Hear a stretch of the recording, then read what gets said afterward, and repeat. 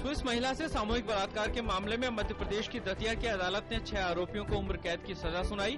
अदालत ने इन आरोपियों पर 10,000 रुपए का जुर्माना भी लगाया। 38 वर्षीय स्विस पर्यटक महिला अपने साथी के साथ आगरा से ओरछा तक साइकिल यात्रा पर थी। छपरा के स्कूल में मिड डे मील भोजन हादसे की फोरेंसिक रिपोर्ट में खाने में मोनोप्रोटोफॉस नामक कीटनाशक पदार्थ की मौजूदगी की हुई पुष्टि। बिहार के अतिरिक्त पुलिस महानिदेशक ने बताया कि मध्याह्न भोजन बनाने में उपयोग किए गए तेल के नमूने में पाया गया कीटनाशक पदार्थ आमतौर पर कृषि के लिए किया जाता है उपयोग। ओडिशा में संबलपुर के VSS मेडिकल कॉलेज और अस्पताल में पिछले 24 घंटे के दौरान 9 बच्चों की मौत होने से इलाके में सनसनी। बच्चों के माता पिता का कहना है कि उन्होंने अलग अलग कारणों से अस्वस्थ हुए बच्चों को अस्पताल में कराया था भर्ती। अमरनाथ यात्रा फिर से हुई बहाल। रामबन में BSF द्वारा गोलीबारी की घटना के बाद बड़े विरोध प्रदर्शनों के मद्देनजर कश्मीर घाटी के अधिकतर हिस्सों में कर्फ्यू लगाए जाने के बाद यात्रा को 2 दिन के लिए रोकना पड़ा था। कल शाम जम्मू आधार शिविर से श्रद्धालुओं का नया जत्था घाटी के लिए हुआ रवाना।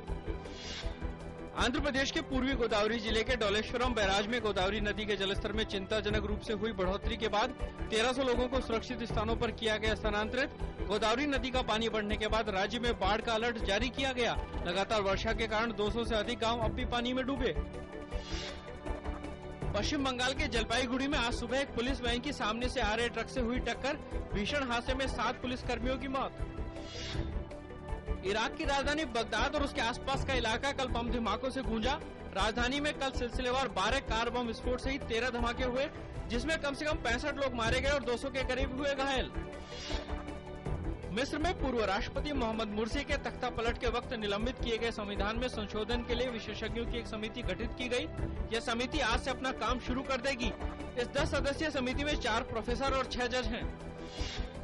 इजराइल सरकार ने कहा है कि सीमित संख्या में फिलिस्तीन कैदियों को रिहा करने की उसकी योजना है। इजराइल और फिलिस्तीन के बीच प्रत्यक्ष शांति वार्ता शुरू होने की अमेरिकी घोषणा के एक दिन बाद सद्भावना के तौर पर सीमित संख्या में फिलिस्तीनी कैदी रिहा किए जाएंगे। हिंदी सिनेमा के मशहूर गीतकार आनंद बख्शी की आज जयंती है। बख्शी का जन्म मौजूदा पाकिस्तान के शहर रावलपिंडी में हुआ था। 3 साल सेना में नौकरी करने के बाद उन्होंने गीत लिखने के बारे में सोचा।